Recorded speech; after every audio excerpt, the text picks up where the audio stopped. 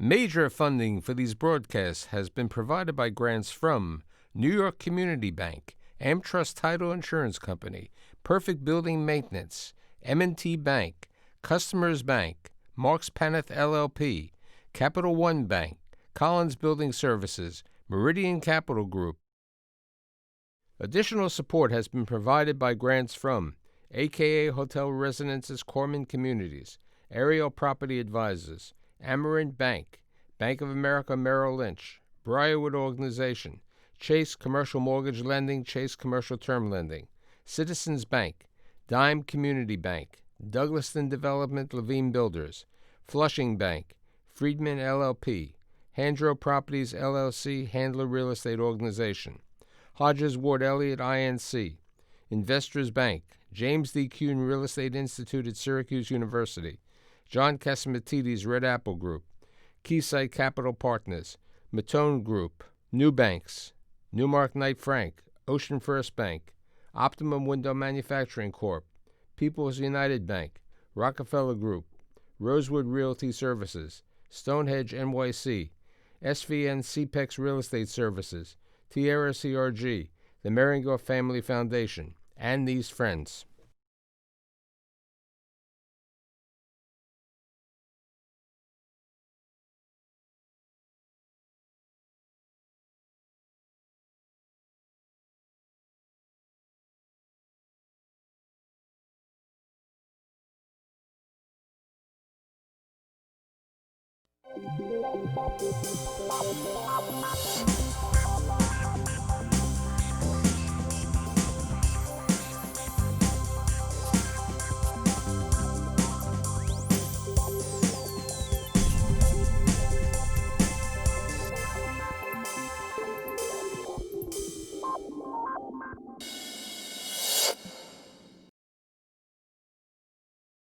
This is Michael Stoller returning for the second part of the Senior and Senior Housing broadcasts. My guests today are Matthew Whitlock, Jan Berman, Guy Geller, and Adam Kaplan.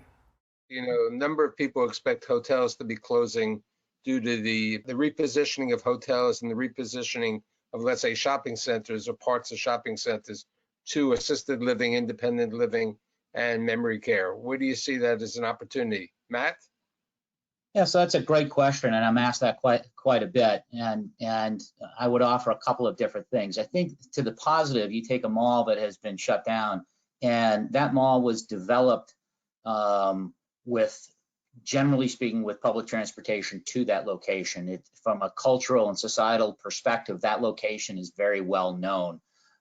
There are ample utilities, including power and sewer. There's plenty of parking. The product has been developed and is being redeveloped so it could be seen as a positive for the community.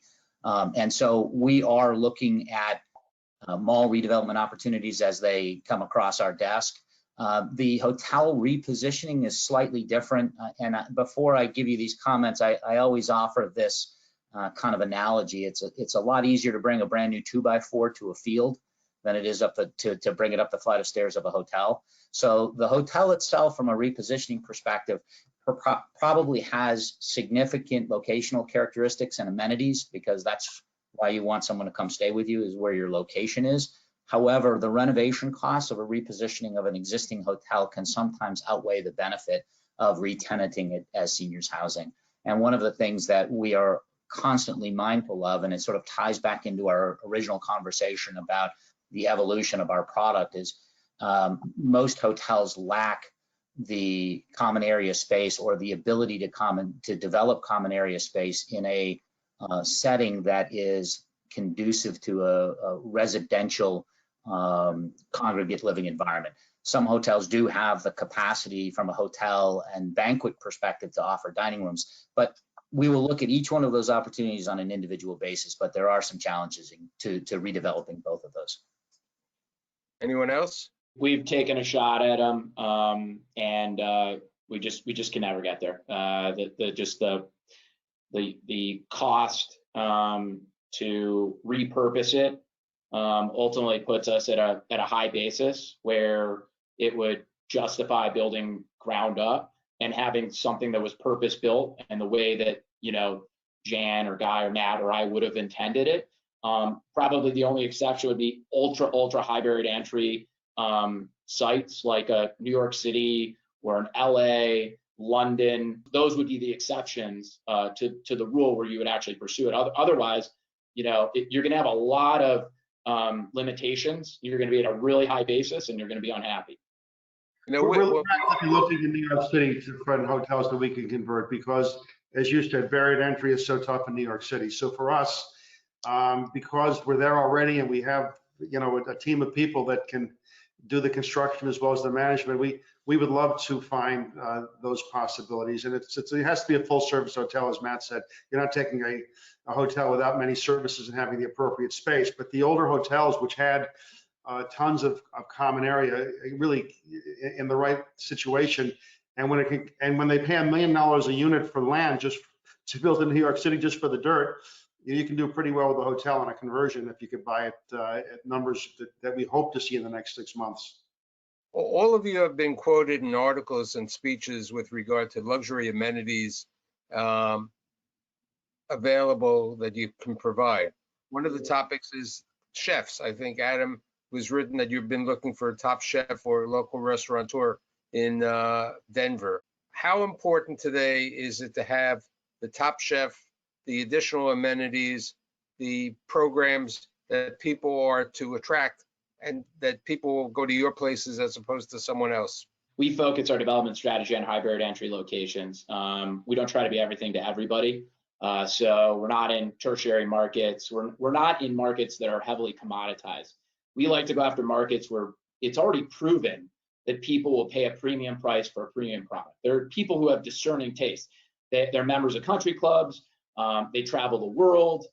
Their expectations are high, and they're not going to change those expectations, or the kids aren't going to change those expectations when they decide to move into senior living.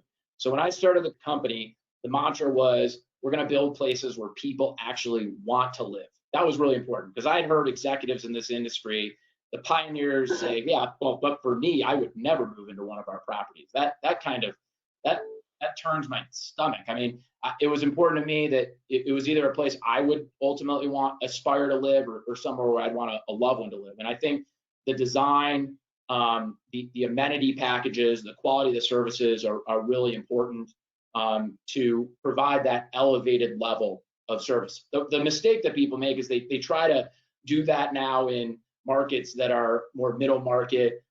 They try to do that in markets that are tertiary.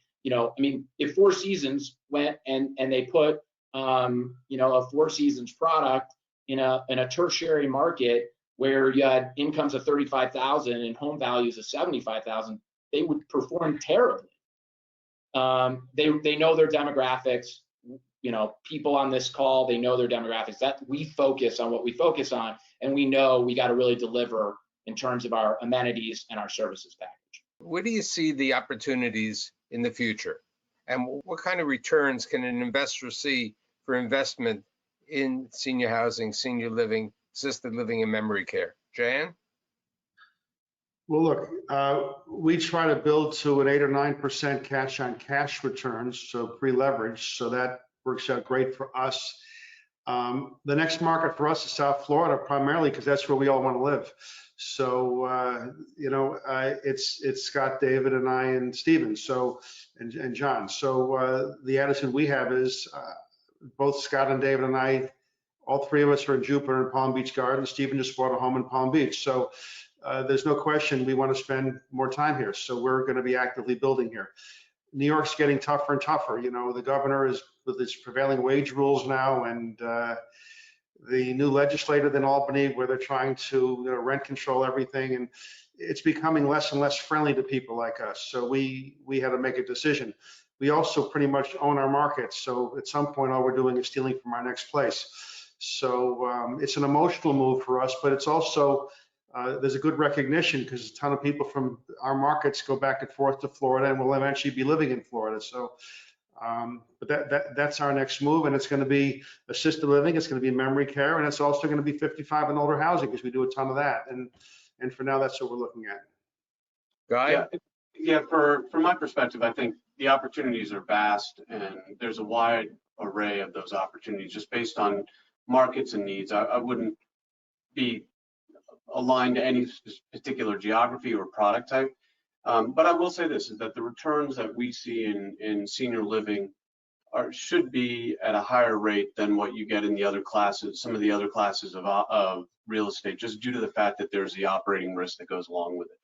And that starts to, when you talk about the future of the industry, I think what you will see is a continued, and Matt has said this in the past, a continued diversification between best in class operator and the rest.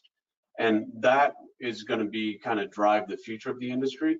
But no matter what, senior living should return at a higher yield than your other classes of real estate in those same markets.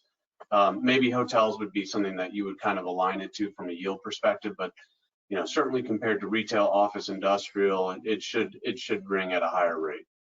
People would ask me and ask all of you today, due to the pandemic, what are your occupancies today? I'll answer that first. I will tell you, April was not a great month for us. We lost a full percentage point in occupancy. We have about 6,500 residents. We lost about a percentage point, but May we're projected to gain that percentage point back. So I think what we saw was effectively everybody sitting on the sidelines in April. Our leads are down significantly, but our conversion rate in May is significantly higher. I think there's been almost a rebound due to a demand. I will tell you that, and I think everybody on this call would recognize this, our independent living is slightly slower to rebound at this point, but we are getting the need-driven move-ins to assisted living and memory care. Jan and Adam. So in our case, we're really in the center of the storm, Nassau and Suffolk County, New York City, northern New Jersey. So we have not been allowed to take anybody new for a couple of months. So we're down, we're down on our occupancies, but there also are certain people that might have moved out that stayed because, some of the turnover we might have gotten, they didn't go home or they didn't go to someplace else. So they stayed in our communities because they didn't want to start over. We are hopeful that the governor will open the state soon, and we're hopeful we'll start to pick up. We're doing as best as we can with online marketing, but it's not the same thing as giving someone really a tour and exploring where they're going. We think that it's going to be a lousy second quarter, a better third quarter, and we hope that by the end of the year we get to stabilization. What we don't know, nobody knows, is will the pandemic come back with a vengeance in the fall? We hope it won't. What we don't know is that when you open the states, if your workers are going out to dinner and going out to places and seeing their family, will they bring it back into the community? So we have to be very careful about how we safeguard those people. So we're right now in the process of what technology should we be installing at the front door. So when you walk in the front door, you feel good. And that may be purple lights or blue lights, and it may be spraying stuff on people's shoes, and it may be, special sensors for taking people's temperatures. But we're all going to have to go out of our way to market the concept that mom and dad are safer with us than they would be at home, and that their needs are best met in a community like we have. So we're right now focusing on what the right technology is, and it has to be right there with the second you walk in the door, so you can't miss it. And it'll be in the elevators, and it'll be in the kitchens and dining rooms, and you'll be spraying stuff on the walls that keeps the virus from growing for 48 hours, and you'll do it every day. And those are all the kinds of things that we think will hopefully give people the feeling that they really are safer. And if you can't do that, and this doesn't, slow down, and the vaccine that they touted yesterday doesn't come to fruition, it's going to be hard for us. So we have to make sure that people feel safer with us than at home.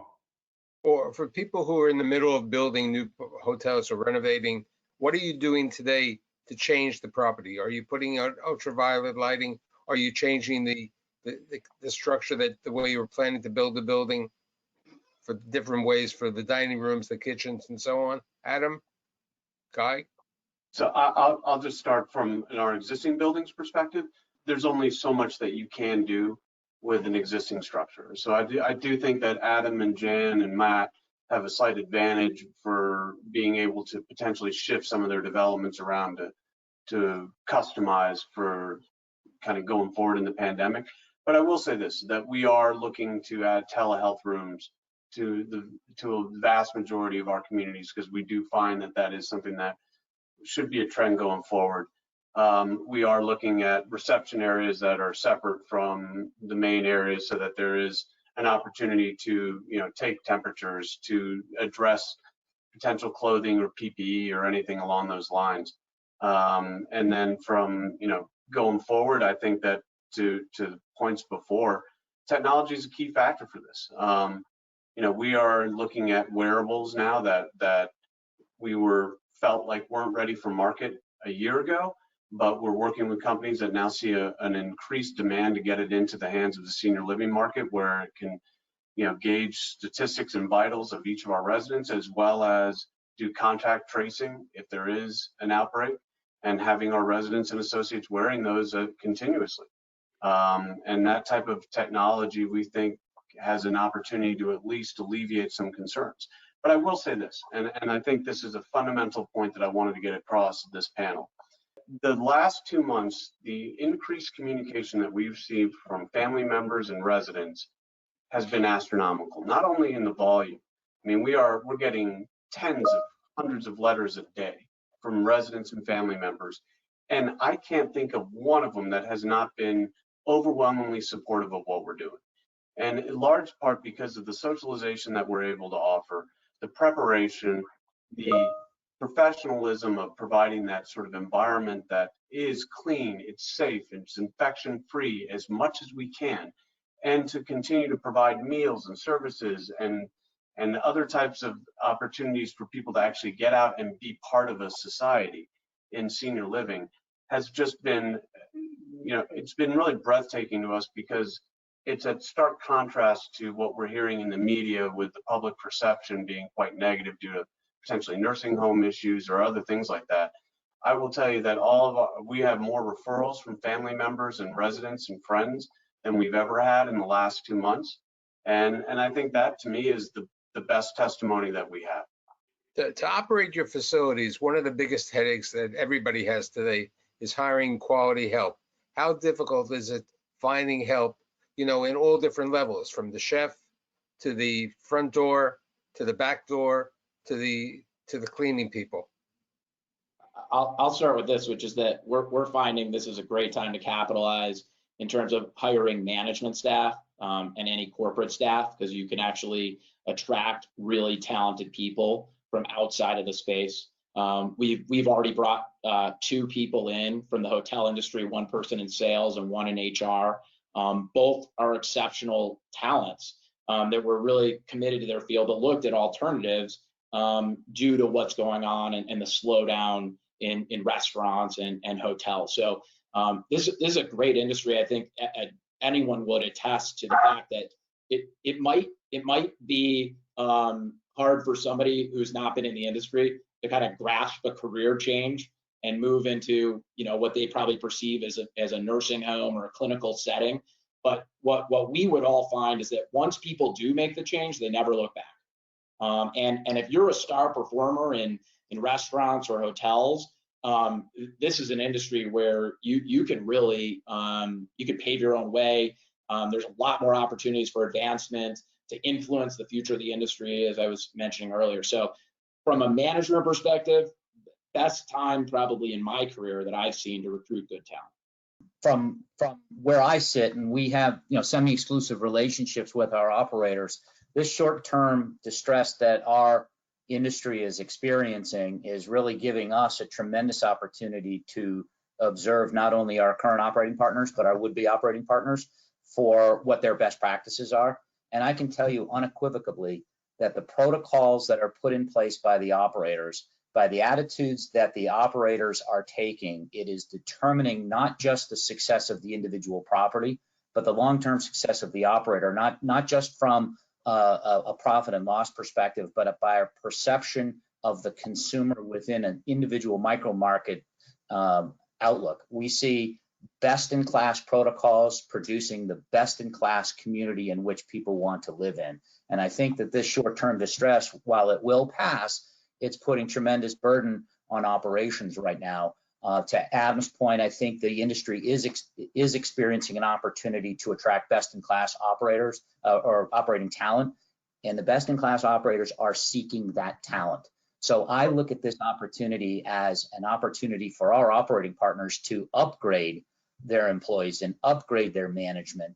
And through the providing of best-in-class protocols and to Guy's point, exploring technology as a means of defense, whether that be wearables that provide individual data on individual residents and or visitors, or whether it's the involvement of telehealth and virtual reality into normal day-to-day operating systems. I really think you're going to see the wheat separating from the chaff going forward, and that best-in-class operators are seizing this moment to improve their day-to-day operations. One thing I'd like to add is what we found is we spent the last couple of years trying to build a true corporate culture or a company culture, and really trying to hire our key managers, our executive directors and wellness directors that kind of emulate that culture. And it's taken us a lot of time. We've had to weed out a lot of people along the way, but that effort, I think, is fruiting itself today, because our turnover is significantly lower. People want to show up to work. They believe in what we're doing. They believe in trying to help and be part of the solution for this pandemic. And so we've been actually blessed that we've had extremely high or very low turnover, and everybody's showing up to work ready to go. I think part of it is also that we're very forward in going out and buying a lot of PPE as much as we could right out of the gate. And so we're kind of fully stocked and everybody feels safe showing up to work.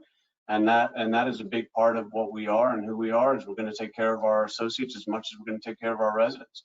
I think that's starting to differentiate itself right now. Jan?